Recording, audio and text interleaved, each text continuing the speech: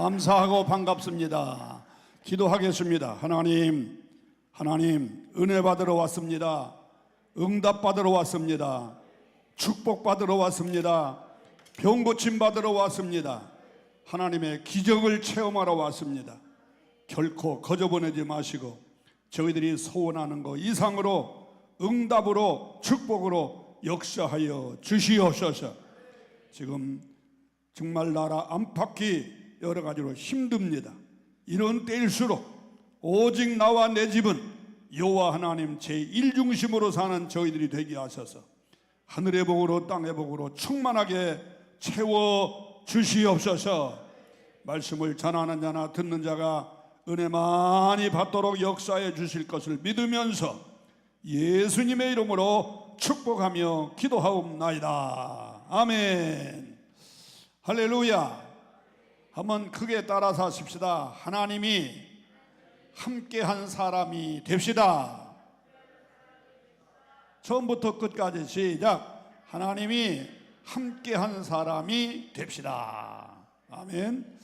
자, 오늘은 여호수아를 중심으로 해서 하나님이 함께한 사람은 어떤 축복이 있는가 생각하면서 함께 은혜를 나누려고 합니다.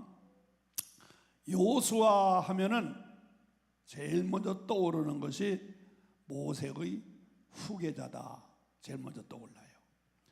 구약 성경에 많은 인물들이 있는데 이스라엘 사람을 중심으로 해서 많은 기독교인들이 존경하는 세 사람이 있단다면 첫째는 아브라함입니다. 두 번째로는 모세입니다. 세 번째로는 누굴까요? 다윗입니다. 다윗. 그러니까 아브라함 하면 축복의 지도자요 축복의 조상으로 많은 사람이 아브라함을 존경합니다. 두 번째로 모세 하면 이스라엘 민족을 애굽의 지긋지긋한 종살이에서 감옥과 같은 세상에서 해방시켜 주신 지도자입니다. 또 다윗 하면은 이스라엘의 역사에 다윗이 통치할 때에 최고 부귀영화를 누렸어요. 그리고 인방에 있는 어느 나라도 이스라엘을 감히 건드릴 수 없는 아주 훌륭한 정치적 지도자입니다. 그래서 이스라엘 사람들은 물론이거니와 많은 크리스찬들은 첫째는 아브라함을 존경하고 두 번째로는 모세를 존경하고 세 번째로는 다윗을 존경합니다. 그런데 이 여호수아가 누구냐? 바로 모세의 후계자가 되었다는 거예요. 참 대단한 축복이지요. 대단한 영광입니다. 위대한 사람의 후계자가 된다는 게 얼마나 놀라운 축복이에요. 하물며 이스라엘 민족을 해방시켜준 모세, 대단한 지도자인데 그분의 후계자가 되는 영광을 얻었다 하는 거예요. 두 번째로 여호수아가 복을 받은 것은 하나님이 함께 했다는 거예요. 어디를 가나 하나님이 함께 했다는 거예요. 오늘 이게 본문 말씀 5절을 한번 보겠어요. 5절. 내 평생에 너를 능히 대적할 자가 없으리니 내가 모세와 함께 있었던 것 같이 너와 함께 있을 것임이니라. 내가 너를 떠나지 아니하며 버리지 아니하리라. 이런 축복이 나와 여러분에게 함께 하시기를 축원합니다. 그러니까 하나님이 여호수아와 함께 했다는 거예요. 자, 그 결과 어떻게 됐느냐? 하나님이 여호수아와 함께 함으로 어떤 결과가 생겼느냐? 7절을 보세요. 오직 강하고 극히 담대하여 나의 종 모세가 네게 명령한 그 율법을 다 지켜 행하고 우로나 좌로나 치우치지 말라. 다 같이 시작. 그리하면 어디로 가든지 형통하리라 그랬어요. 어디로 가든지 형통하리라. 참 놀라운 축복이지요. 그 다음 또 8절을 보세요. 이 율법책을 내 입에서 떠나지 말게 하며 주야로 그것을 묵상하며 그 안에 기록된 대로 다 지켜하라. 다 같이 그리하면 내 길이 평탄하게 될 것이며 네가 형통하리라 그랬어요. 그러니까 여호수아가 받은 축복은요, 형통이란 말이 두 번이나 나오네. 내가 너와 함께함으로, 하나님이 너와 함께함으로 내가 너를 형통하게 하리라. 그런데 8절에 가서는 네가 어디를 가든지 간에 평탄하게 하리라 이렇게 또 말씀했어요. 평탄과 형통 뭐 비슷한 의미가 있습니다만 엄청난 축복이지요. 요즘 사람들이 얼마나 살기 힘들어합니까? 누누이 말하지만 지금 이 시대를 산불시대라고 그러잖아요. 불황, 불안, 불확실성, 아주 그냥 힘들어요. 지긋지긋한 코로나가 물러나서 이제는 좀 어깨를 펴고 좀 살만한가 했더니 웬걸, 우리나라뿐만 아니라 온 세계가 그냥 물가는 치솟고 달러는 올라가고 주식시장은 그냥 망하다시피 하고 온 세계가 난리. 얼마나 불안하고 불안한지. 그런데 미래도 잘 안 보여. 언제쯤 좋아질까 어느 전문가도 얘기를 못해요. 이러한 때에 여러분들의 삶의 현장 속에 평탄한 역사가 있기를 축원하고, 여러분들의 삶의 현장 속에 형통의 축복이 있기를 주의 이름으로 축원합니다. 여호수아 그런 축복을 받았어요. 또 여호수아가 받은 축복은 뭐냐? 전쟁의 승리를 했어요. 그 대표적인 사건으로는 아말렉과 싸워서 1대 승리를 했고, 또 여리고와 싸워서 승리했고, 가나안 사람과 싸워서 승리했고, 전쟁의 승리를 했어요. 여호수아서 12장 7절로 24절에 있는 말씀을 보면요, 여호수아가 쳐서 물리친 왕들의 이름이 쫙 소개되고 있어요. 일일이 뭐 제가 나열할 수 없네요.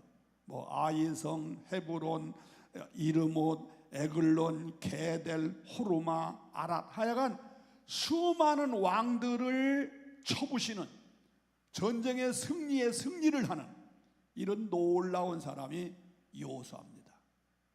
여호수아는 글자 그대로 대장입니다. 아주 장수요, 장수. 전쟁에 능한 선수. 사랑하는 성도 여러분, 저와 여러분들도 이런 축복을 받으시기를 주의 이름으로 축원합니다. 아까도 말씀드린 대로 우리가 영적으로 싸우는 거, 물론 마귀와 싸워서 이겨야 되고, 세상 죄악과 싸워서 이겨야 되고, 육에 속한 자아와 싸워서 이겨야 되지만, 실질적으로 우리들이 이겨야 될 것은 삶의 현장 속에서 생존 경쟁에서도 이기셔야 돼요. 생존 경쟁에서 이기셔야 돼요. 그 이김을 주시는 분이 누구냐? 하나님이세요. 주님이 말씀하셨잖아요. 전쟁을 위하여 너희들이 마병을 준비하거니와 이김은 누구에게 있다? 하나님께 있다고 그랬어요. 우리가 싸워서 이기려고 준비는 할 수 있어요. 그러나 내가 준비한 대로 다 승리하느냐? 그 싸움에서 다 이기느냐? 아니에요. 준비는 내가 할 수 있지만 그 이김을 주시는 분은 하나님이시거든요. 치열한 이 경쟁 사회에서 여러분들은 무엇을 하든지, 어느 상대와 함께 경쟁을 하든지 싸움에서 이기시기를 주의 이름으로 축원합니다. 하나님이 함께 하시면 생존 경쟁에서 이기는 게 아니에요. 질병도 이길 수가 있습니다. 가난도 이길 수가 있습니다.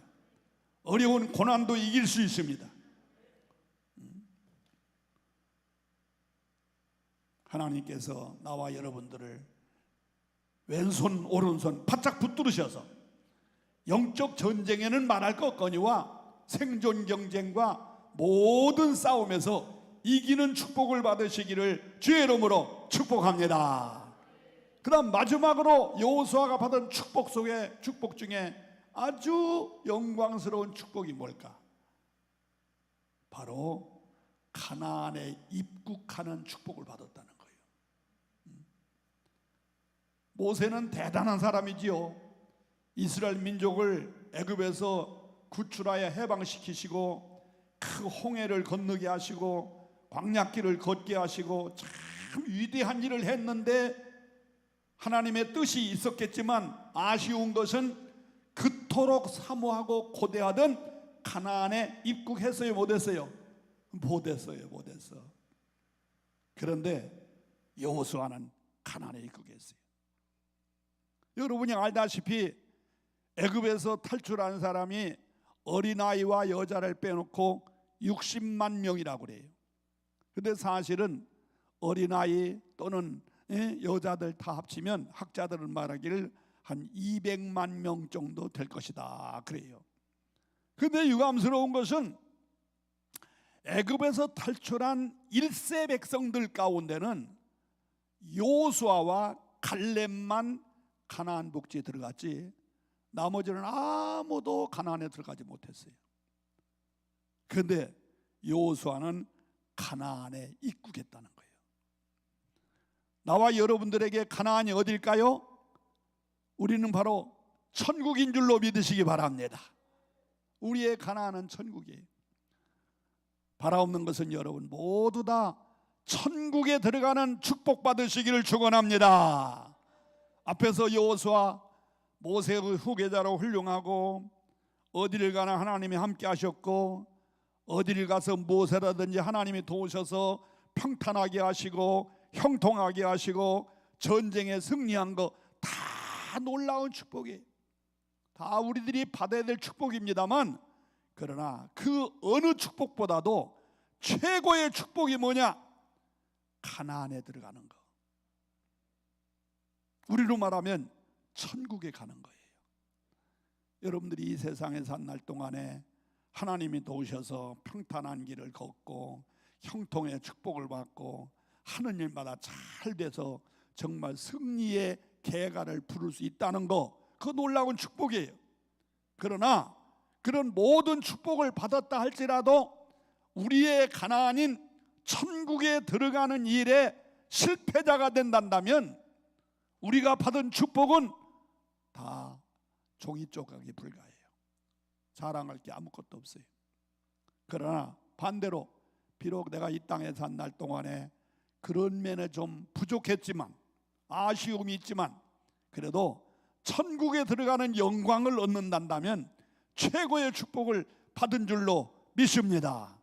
그러나 바라는 것은 나와 여러분들은 이 땅에 산 날 동안 하나님이 함께 하셔서 평탄의 길 또 형통의 길 하는 일마다 승리의 길을 얻는 축복도 받아야 되지만 반드시 우리의 가나안인 천국에 들어가는 축복을 받으시기를 축원합니다.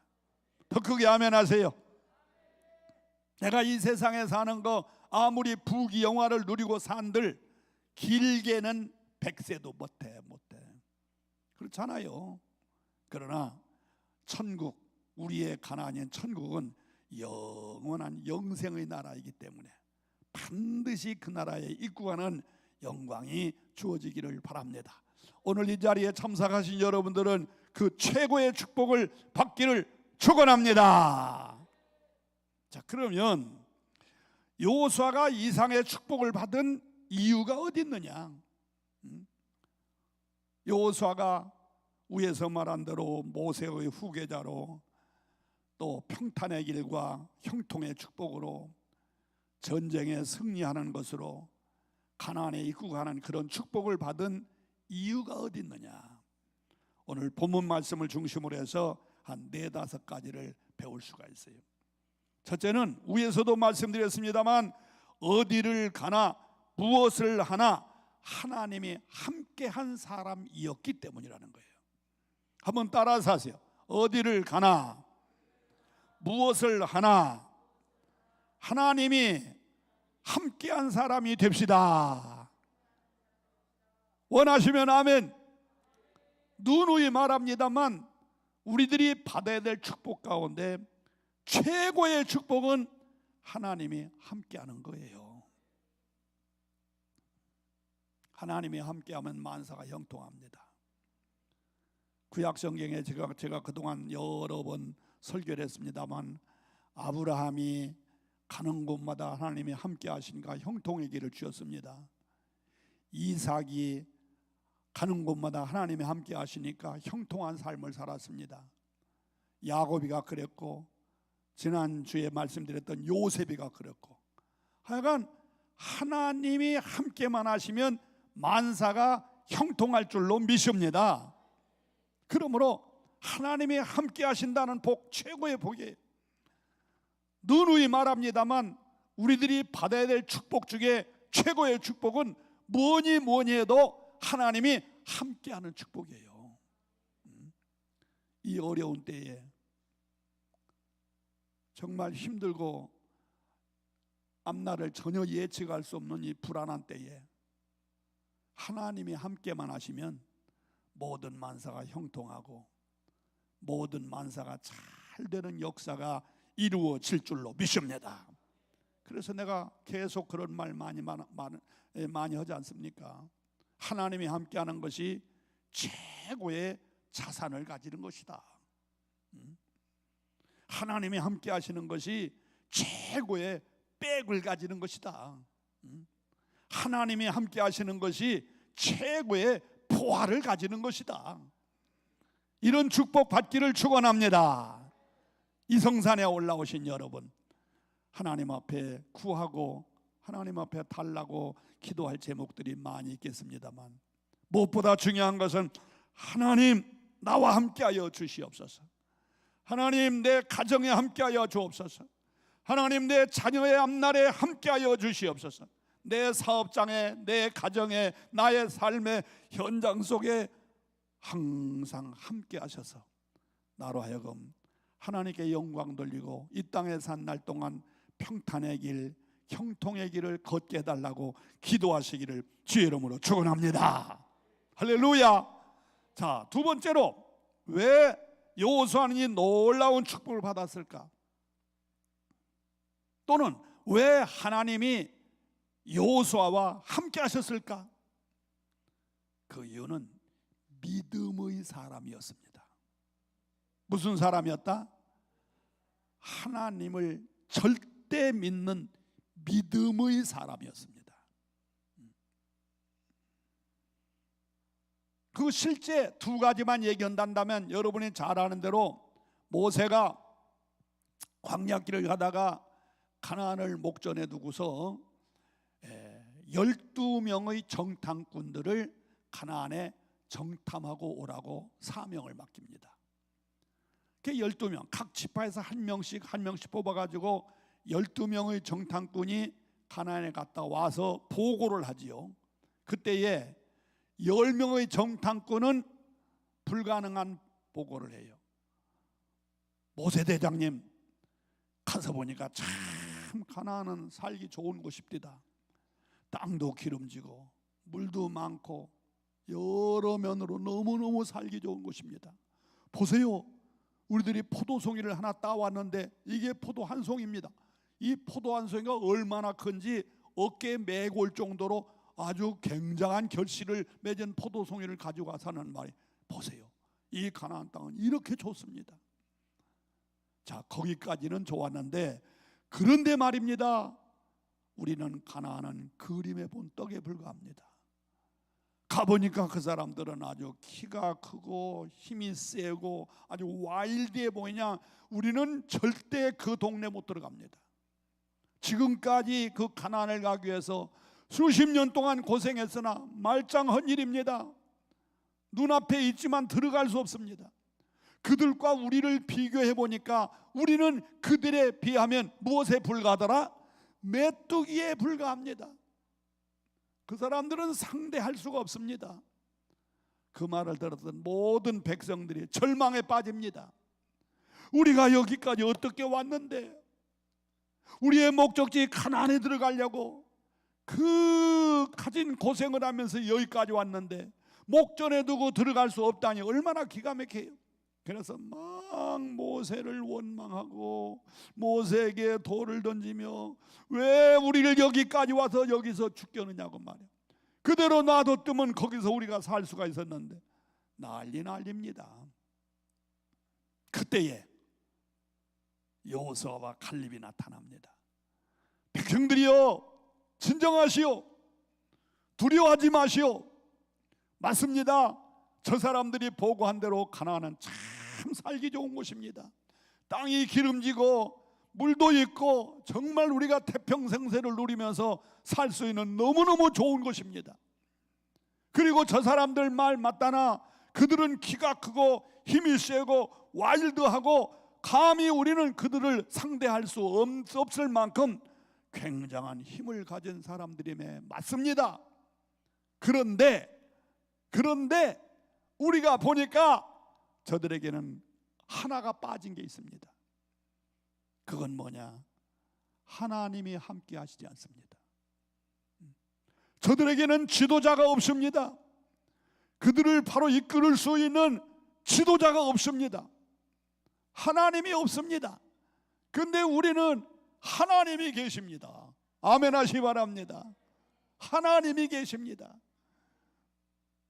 그러면서 하는 말이, 앞서간 사람들은 그들에 비하면 우리는 메뚜기에 불과하다고 말했지만 여호수아 갈렙은 뭐라고 말했어요? 그들은 우리의 밥입니다. 이렇게 말했어요.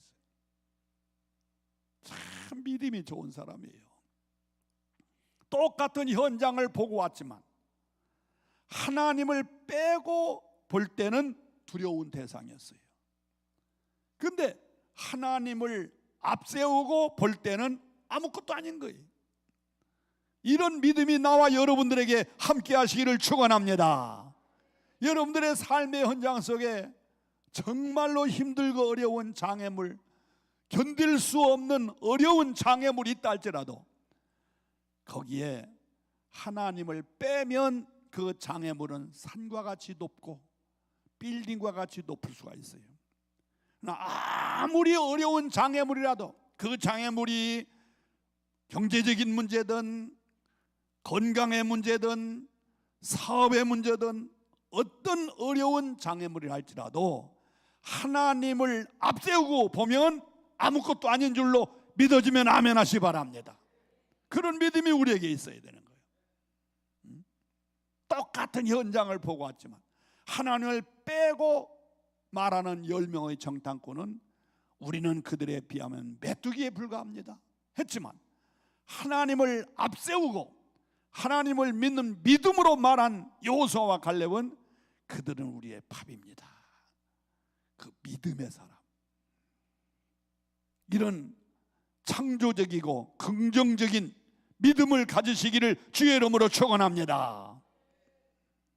여호수아는요 여리고성을 함락할 때도 똑같은 방법이었어요.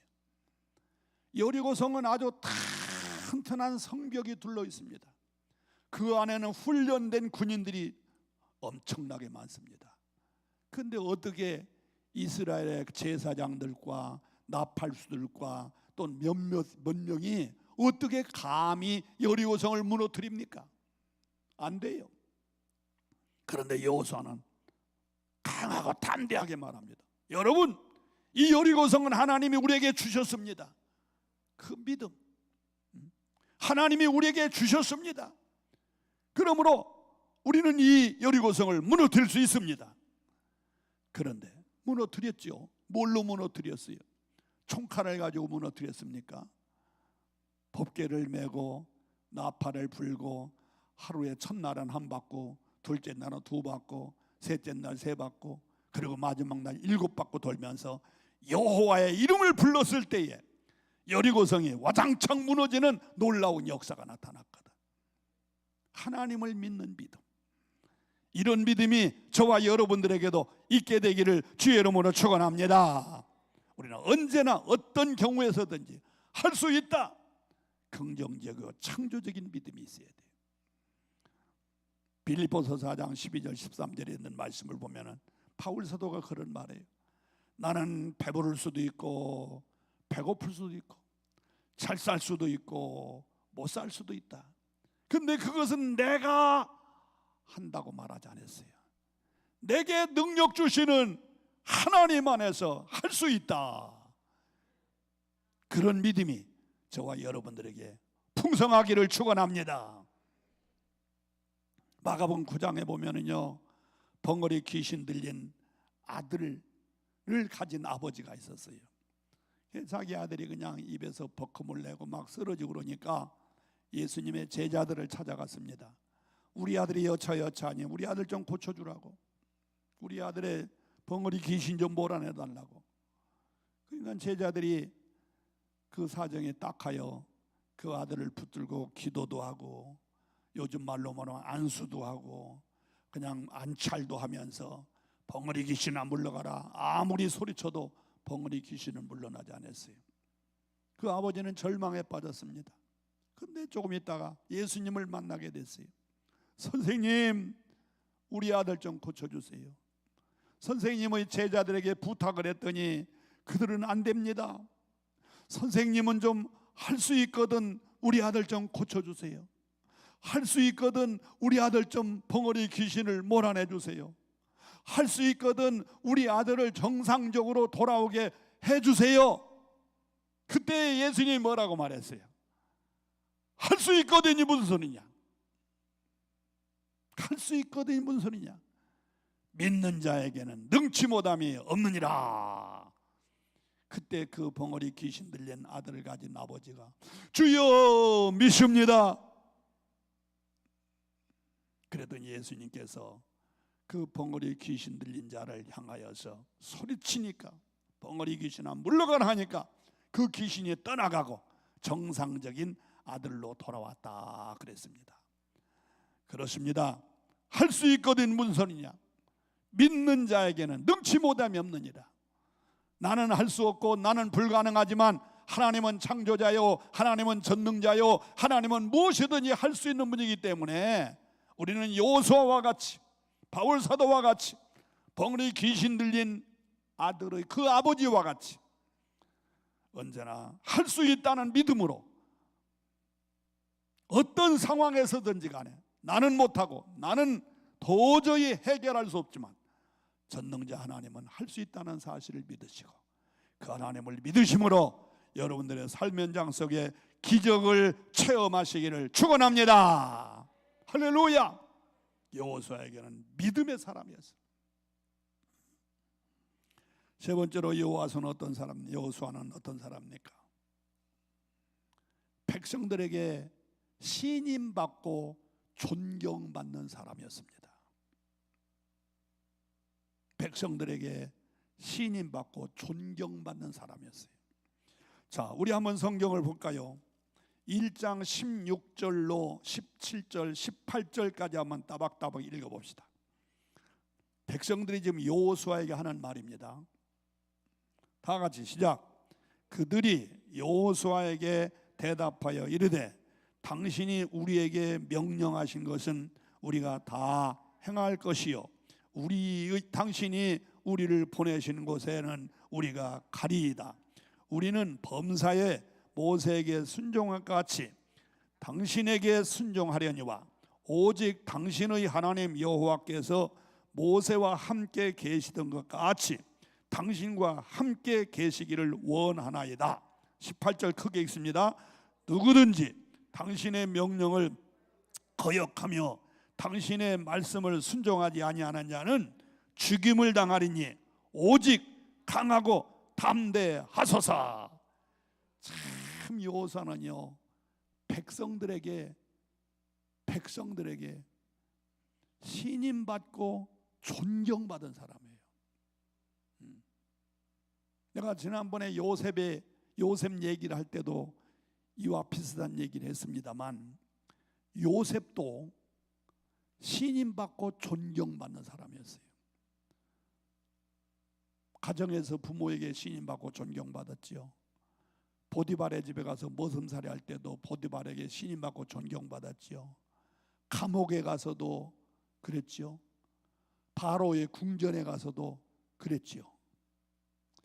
여러분, 요 과정을 잘 아세요. 우리 믿는 사람은 하나님께 인정받고 하나님이 함께하는 축복을 받는 것은 절대적입니다. 동시에 사람에게 인정받고 존경받는 일을 하셔야 됩니다. 어느 쪽에든지 간에 하나만 되면 안 됩니다. 예를 다시 말하면 사람에게는 존경받고 신임받는데 하나님께는 존경받지 못하고 신임받지 못한다. 그 사람은 성실한 성도라고 볼 수가 없어요. 반대로 하나님에게는 신임받고 존경받는데 사람에게는 신임받지 못하고 존경받지 못한다. 그 사람도 50점밖에 안 되는 거예요.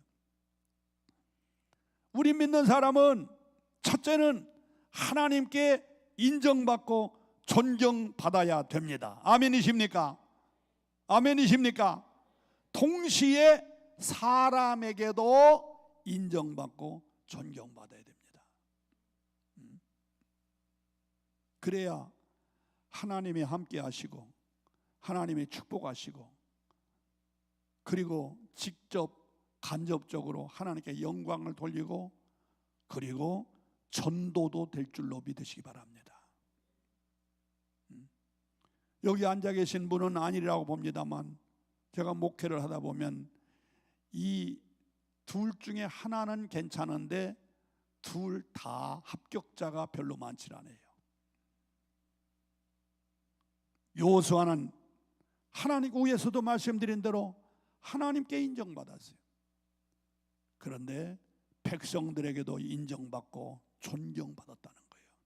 그러니까 하나님이 그 여호수아를 들어 쓰시는 거예요. 아무리 믿음이 좋다 할지라도 백성들에게 인정받고 존경받지 못하면 하나님이 어떻게 그 사람을 귀하게 쓰시겠어요? 하나님이 어떻게 그 사람을 민족의 지도자로 세울 수가 있겠어요? 그러나 모세는 여호수아는 하나님께도 인정받았지만 백성들에게도 인정받고 존경받았다는 거예요.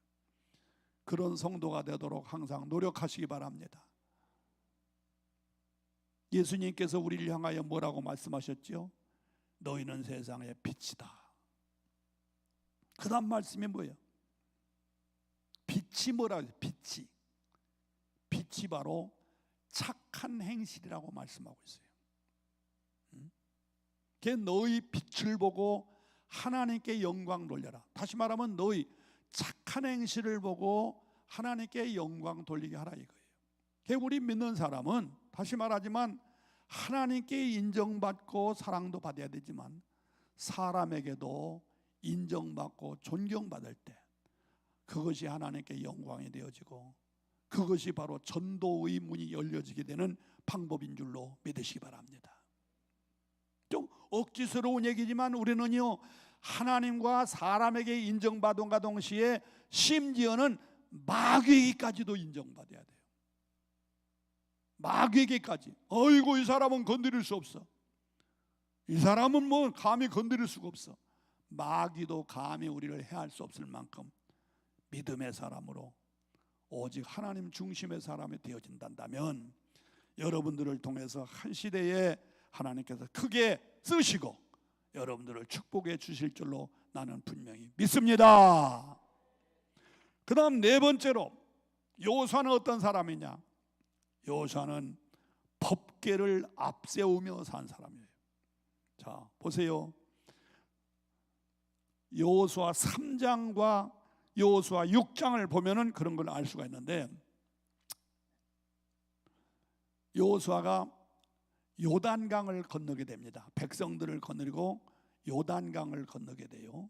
근데 그때의 여호수아가 제일 앞에 법궤를 맨 제사장을 앞세웁니다.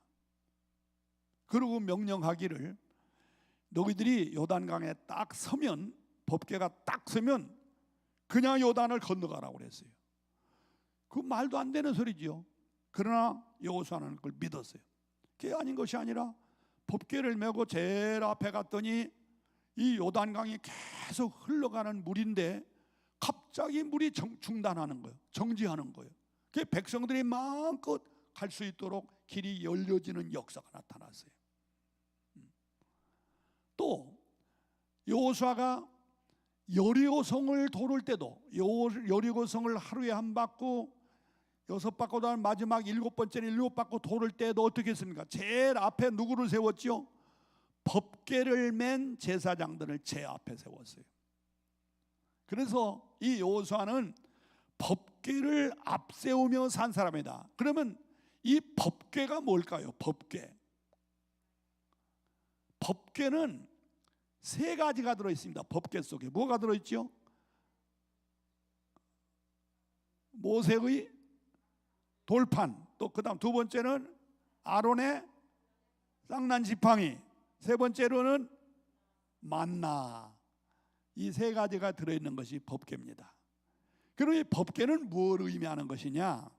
그것은 바로 하나님의 임재를 상징하는 겁니다. 하나님이 그 안에 계시다, 그걸 상징하는 것이 바로 법궤입니다. 그러니까 모세가 요단강을 건널 때도 법궤를 앞세웠다? 하나님을 앞세웠다는 거예요. 여리고성을 도를 때도 법궤를 앞세웠다? 하나님을 앞세웠다는 거예요. 그러므로 하나님께서 여호수아를 인정하시고 놀라운 지도자로 세우는 것은 자기의 힘이나 자기의 능력을 앞세우지 아니하고 하나님을 앞세우고 사는 그 믿음, 그 신앙을 보시고 여호수아에게 놀라운 지도자로 사명을 주시는 겁니다. 사랑하는 성도 여러분, 저와 여러분들도 언제든지 하나님을 앞세우며 사시기를 주의 이름으로 축원합니다. 시편 118편에 있는 말씀을 보면은 여호와는 누구 편이신가, 그 말씀이 나와요. 누구 편이시냐? 다윗이 쓴 시인데 누구 편이시냐? 다윗 편이었어요. 그럼 왜 하나님이 다윗 편에 섰느냐? 그 이유는 다윗은 언제나 하나님을 앞세우고 삽니다. 그 대표적인 사건, 사무엘상 17장에 나오는 말씀, 블레셋 대장 골리앗과 싸울 때에 골리앗은 창과 방패와 칼을 가지고 나왔지만 다윗은 여호와의 이름을 가지고 나왔어요. 그래서 그 전쟁에 골리앗을 때려 눕히고 승전보를 올리게 된 것 같이 다윗은 언제나 하나님을 앞세우고 살았어요. 오늘 여호수아도 마찬가지예요. 법궤를 앞세우고 살았다. 어디를 가나 법궤를 제일 앞에 세운다. 이것은 하나의 나무짝으로 짠 그 법궤가 아니라 하나님이 임재하시는 그 하나님을 앞세웠다는 거예요. 여러분들에게도 그런 신앙이 있기를 주의 이름으로 축원합니다. 하나님을 앞세우면 요단강도 갈라질 줄로 믿으시기 바랍니다. 하나님을 앞세우면 여리고성도 무너질 줄로 믿으시기 바랍니다. 하나님을 앞세우고 살면 여러분들의 삶의 현장 속에 길이 열려지고 되는 역사가 나타날 줄로 믿습니다. 하나님이 누구십니까? 창세기 1장 1절에 보면 하나님은 창조자십니다. 창세기 17장 1절에 보면 하나님은 전능자십니다. 출애굽기 15장 26절에 보면 하나님은 모든 병을 치료하시는 치료자십니다. 시편 18편 1절 이하에 보면 하나님은 힘이시고 방패이십니다. 사무엘상 1장 6절로 2장 6절로 7절 8절에 보면 하나님은 살리기도 하고 죽이시기도 하고 올리기도 하고 내리기도 하시고 부하게도 하시고 가난하게도 하시고, 다시 말하면 인간의 생사화복을 주장하시는 분이 하나님이십니다. 그 하나님, 창조자 하나님, 전능자 하나님, 치료자 하나님, 힘있고 능력 있는 하나님, 생사화복을 주장하시는 하나님, 그 하나님을 앞세우면 여러분들의 앞날의 길이 열려질 줄로 믿습니다. 여러분들 앞에 어떤 장애물이 있을지라도, 어떤 어려운 고난의 길이 있을지라도 문제가 해결됩니다. 여호수아가 하나님의 법궤를 앞세웠더니 요단강이 갈라지고 여리고성이 무너지는 것 마냥 우리들의 삶 속에 하나님을 앞세우고 살면 여러분들 앞에도 갈라지고 무너지는 역사가 일어나게 될 줄로 믿으시면 크게 아멘 합시다. 내가 앞세우면 안 돼요. 내가 할 수 있다. 아니에요. 하나님이 도와주셔야 돼요. 잠언 16장에 있는 말씀을 보면은요, 우리가 마음으로 어떤 일을 계획하고 어떤 일을 경영한다 할지라도 그 일을 이루시는 분은 누구시라고 그랬어요? 하나님이라고 그랬어요. 내가 어떤 계획을 세울 수 있어요. 어떤 일을 할 수 있어요. 그러나 그 일의 성공 실패는 하나님에게 있는 거예요. 하나님에게. 시편 127편에 있는 말씀을 보면 너희가 아침에 일찍 일어나 밤늦게까지 땀을 흘리며 수고한다 할지라도 하나님이 편한 잠을 주시지 아니하시면 너희 수고는 헛되다고 그랬어요. 언제나 하나님을 앞세워야 돼요. 저는 목회하는 목사였습니다만서도 목회도 내가 하려고 하면 절대 성공 못합니다. 물론 목사는 책도 많이 읽어야 되고 또 여러 면으로 아는 것이 많아야 돼요. 신자들은 다양한 신자들이 많으니까 그들에게 도움을 줄 수 있는 상식 많이 알아야 돼요. 그래서 책을 많이 읽어야 되고 경험도 많이 해야 되고 그러나 아무리 그런 것이 많다 할지라도 하나님보다 앞서가면 절대 성공 못합니다.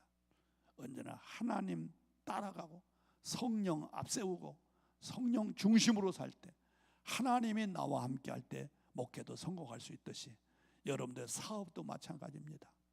하나님을 앞세우고 사세요. 하나님이 나의 사장님이시고 회장님이시고 나를 가르치는 선생님이시고 나를 인도하시는 목자이시고 그분만이 나를 올바른 길로 성공의 길로 인도해 주실 줄로 믿으시고 오직 하나님 중심으로 사시기를 주의 이름으로 축원합니다. 언제나 하나님을 앞세우고 사세요.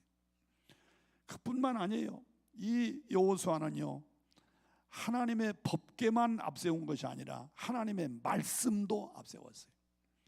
거기 본문 7절과 8절에 있는 말씀을 보면은요, 오직 강하고 담대하여 나의 종 모세가 내게 명령한 그 율법을 다 지켜 행하고 우로나 좌로나 치우치지 말아라. 8절에도 이 율법책을 내 입에서 떠나지 말게 하며 주야로 그것을 묵상하라. 언제나 하나님을 앞세움과 동시에 하나님의 말씀 중심으로 살았다는 거예요. 그랬더니 하나님께서 그에게 놀라운 축복을 주신 것 마냥 여러분들도 언제나 하나님을 앞세우시고 하나님 말씀 중심으로 사는 저와 여러분이 되시기를 주님의 이름으로 축원합니다. 때로는 힘들고 어려워도 성경을 떠나지 마세요. 이 성경 말씀 속에는요 나의 모든 삶이 다 들어있습니다. 내가 계획하고 내가 하고자 하는 모든 일들이 이 성경책에 다 기록이 되어 있습니다. 그냥 건성으로 읽지 말고 성경을 읽고 또 읽고 깊이 묵상하면서 읽다 보면요 나의 삶과 나의 계획이 이 속에 다 들어있어요. 동시에 해결책도 그 속에 들어있습니다. 방법도 그 안에 들어있습니다. 우리가 하나님의 말씀을 가까이 하며 하나님 말씀 중심으로 어떤 일을 진행할 때 하나님은 반드시 이 말씀으로 역사하시고 말씀 안에서 여러분들이 문제가 해결되는 축복을 받게 될 줄로 믿습니다. 할렐루야. 자, 마지막으로 아주 중요한 얘기입니다. 여호수아가 하나님께 놀라운 축복을 받게 된 결정적인 동기, 지금까지 말씀했던 모든 것들을 하나로 딱 묶는 말씀이 하나 있어요. 그게 어디냐? 여호수아서 24장을 펴보세요. 여호수아서 24장.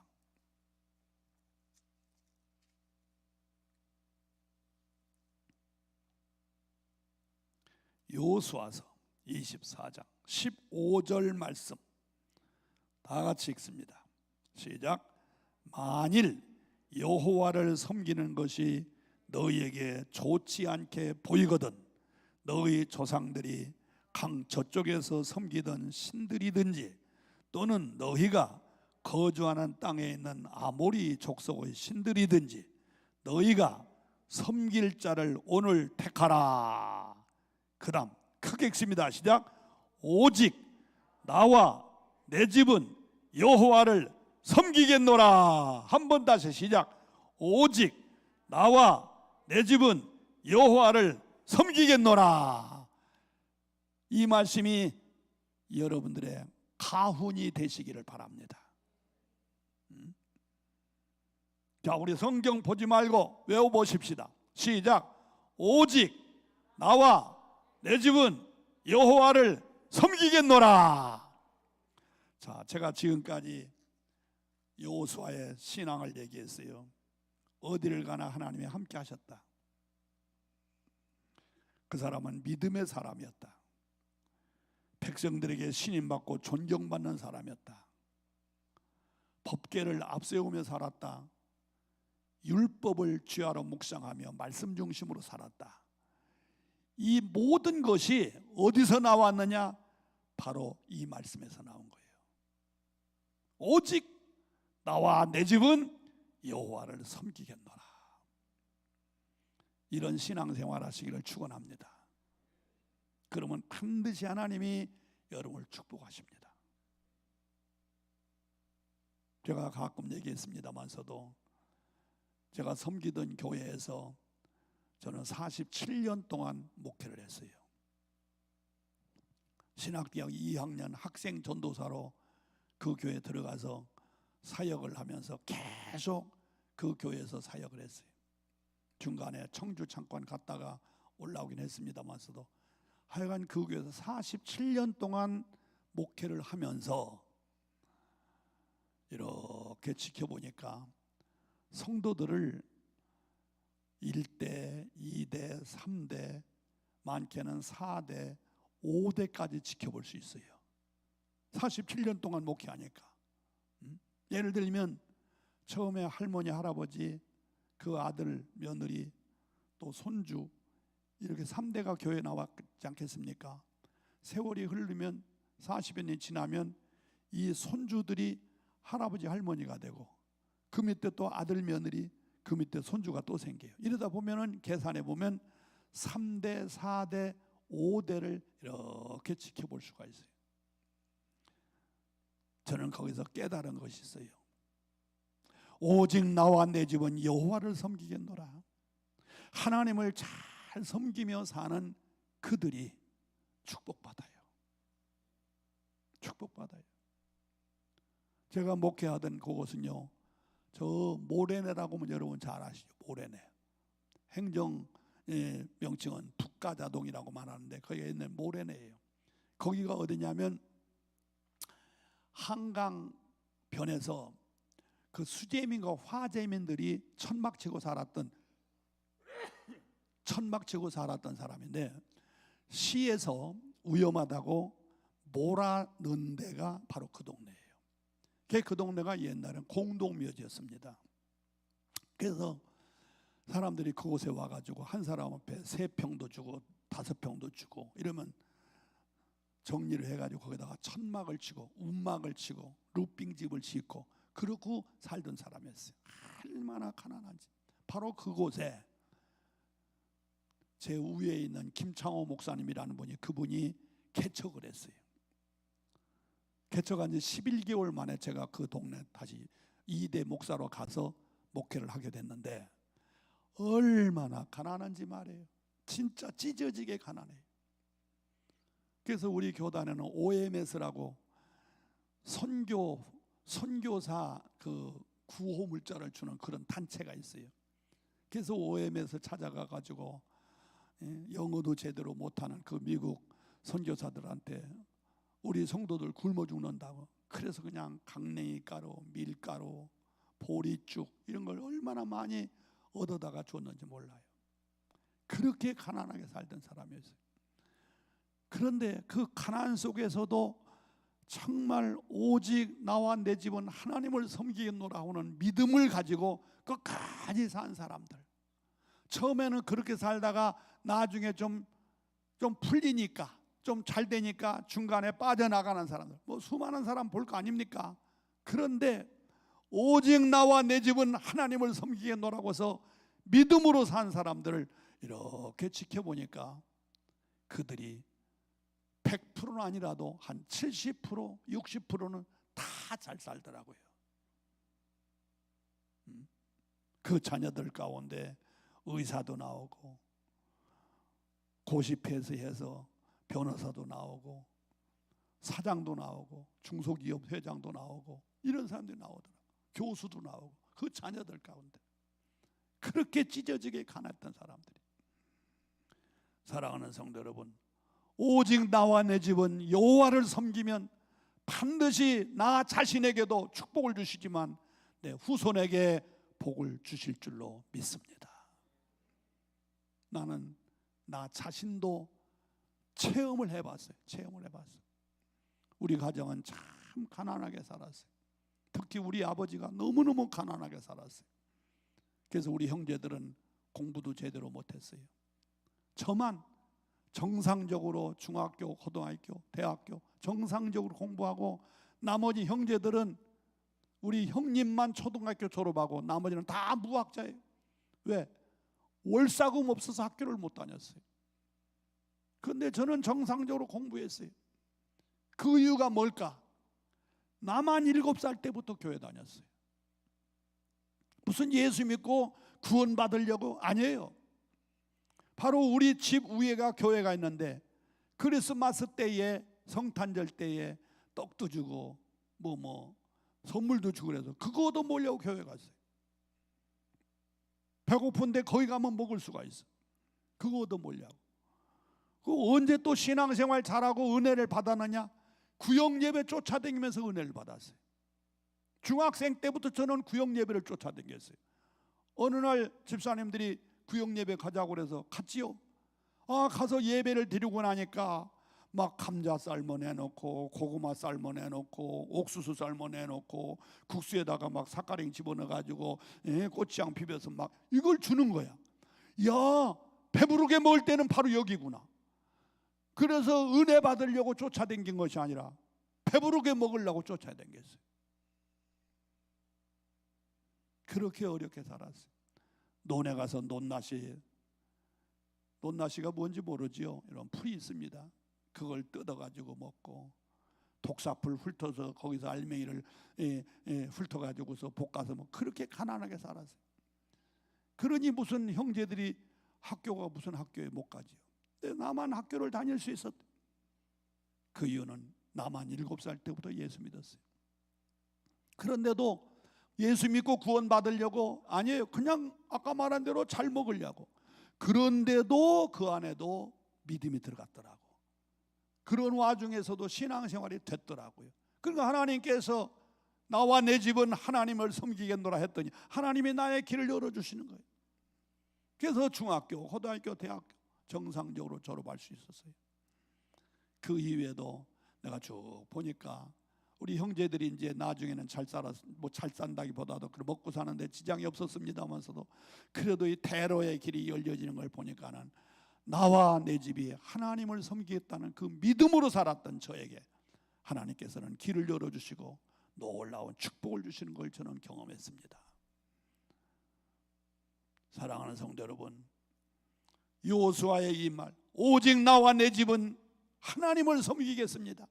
하나님 잘 섬기는 신앙생활 잘 하시기를 축원합니다.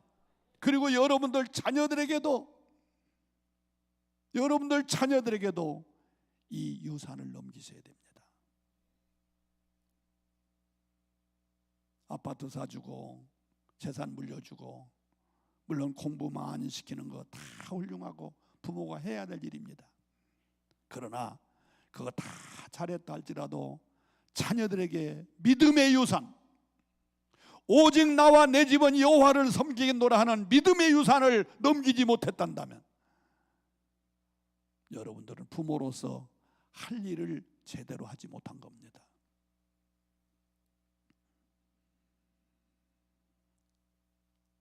많은 부모들이 착각을 해요. 자녀에게 돈 많이 물려줘야지. 나는 고생했으니까. 우리 때 얼마나 고생했어요. 나는 고생했으니까 내 자녀들만은 그래도 좀 잘 먹고 잘 살게 뭘 물려줘야지. 좋습니다. 그러나 물려주시되 신앙의 유산을 더 물려주시기 바랍니다. 자녀가 잘 된다고 해서 늙음하게 팔자가 좋을 것이다. 천만의 말씀이에요. 우리 교회 이제는 뭐 자꾸 하셨습니다만 모 권사님이 계셨어요. 이분의 직업은 뭐냐면 간호보조원이에요. 간호보조원. 간호사도 아니고 간호보조원. 그래서 병원에 가서 간호사들 도와주고 또 뭐 피 묻은 옷까지 뭐 이런 거 빨래해주고 그런 역할을 하는 분이에요.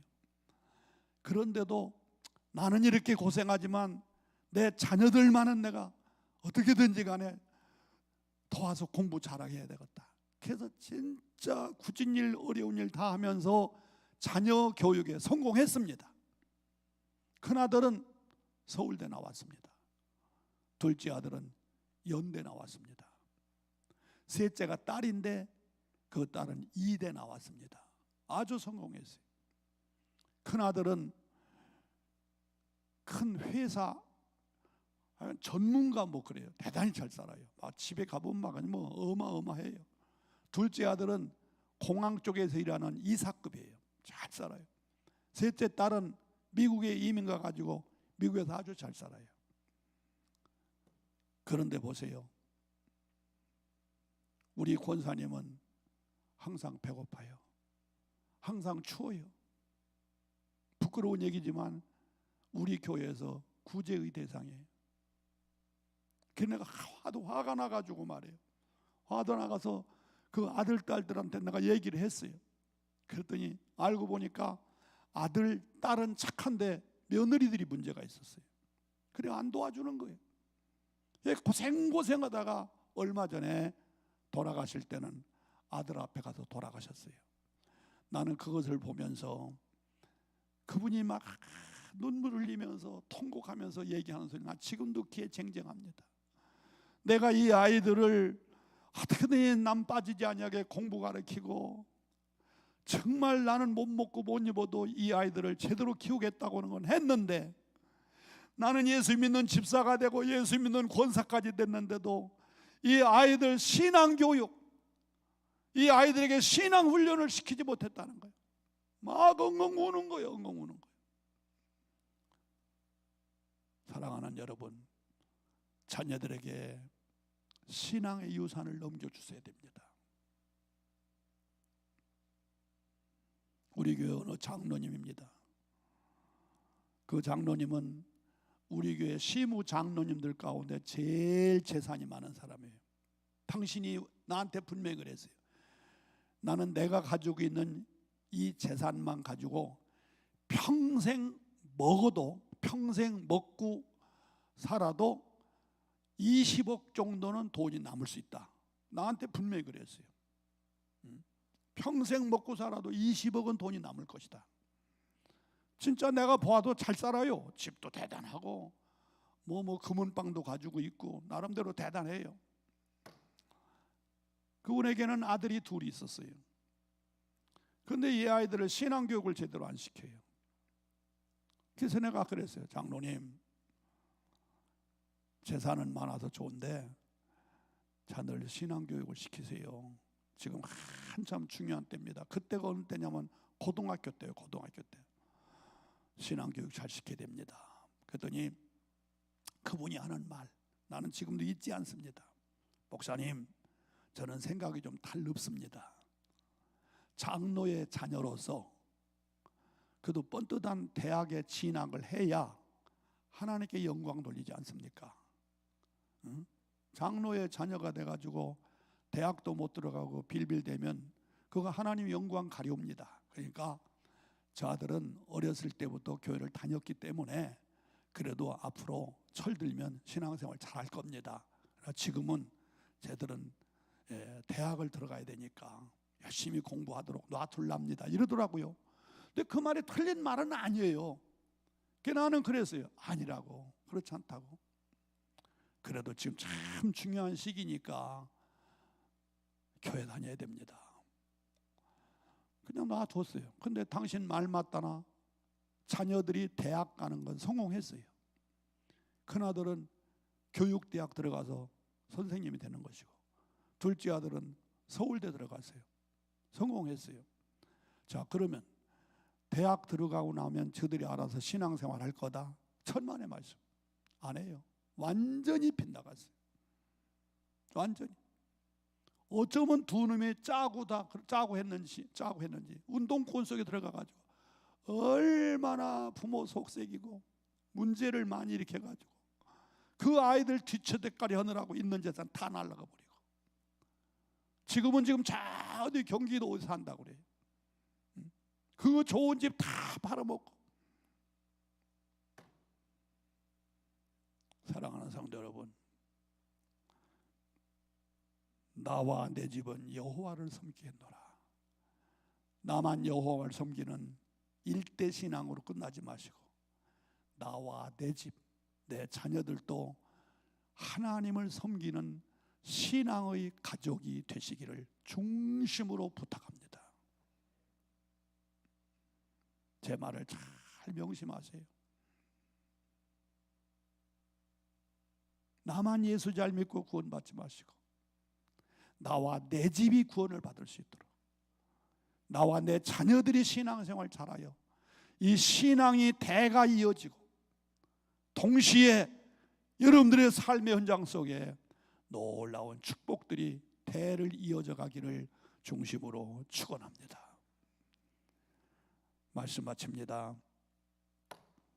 여호수아는 어디를 가나 하나님이 함께 하셔서 평탄과 형통의 복을 받았고 전쟁에 승리를 했으며 가나안 복지에 들어가는 축복을 받았는데, 그 이유는 하나님이 함께 하셨기 때문이다. 믿음의 사람이었기 때문이다. 백성들에게 신임받고 존경받는 사람이었다. 언제나 하나님을 앞세우고 하나님 말씀 중심으로 살았다. 그런데 그 모든 것의 총결론 다 같이 따라서 하세요. 나와 내 집은, 더 크게, 나와 내 집은 여호와만 섬기겠습니다. 믿으시면 아멘 하십니다. 원하시면 아멘 합시다. 나와 내 집입니다. 나만 하나님만 섬기는 게 아니에요. 나와 내 집은, 내 집은 내 아내, 내 자녀, 내 후손까지 들어가는 거예요. 나와 내 집은 오직 여호와를 섬기겠노라. 지금까지 내가 1시간 이상 설교했습니다만 다 잊어버려도 좋아요. 오직 이 말씀, 오직 나와 내 집은 여호와를 섬기겠노라. 그 말씀 한마디에 다 붙들고 기도하시기를 바랍니다. 지금 여러분들의 가정이 이 말씀대로 되었단다면 이미 여러분의 가정은 복 중에 최고의 복을 받은 것이고, 앞으로 여러분들의 가정에 놀라운 축복이 임하게 될 줄로 믿습니다. 확실합니다. 나는 보았습니다. 내가 경험해 봤습니다. 한교에서 47년 동안 목회하면서 내가 확실히 보았습니다. 나와 내 집은 하나님을 섬기는 그 가정과 그 후손이 잘 삽니다. 이건 역사가 증명합니다. 세계 모든 역사를 보십시오. 나와 내 집은 하나님을 섬기는 나라, 그 민족 다 잘 삽니다. 우리나라도 여러분 몰라서 그렇지 잘 사는 사람이 누군지 압니까? 믿음의 가정들입니다. 나와 내 집은 여호와를 섬기겠노라. 이 대목만 3번만 우리 외칩시다. 나와 내 집은 여호와를 섬기겠노라. 시작. 나와 내 집은 여호와를 섬기겠노라. 한 번 다시. 나와 내 집은 여호와를 섬기겠노라. 한 번 다시. 나와 내 집은 여호와를 섬기겠노라. 아멘. 기도하시겠습니다. 두 손 높이 들고 하나님께 기도합시다.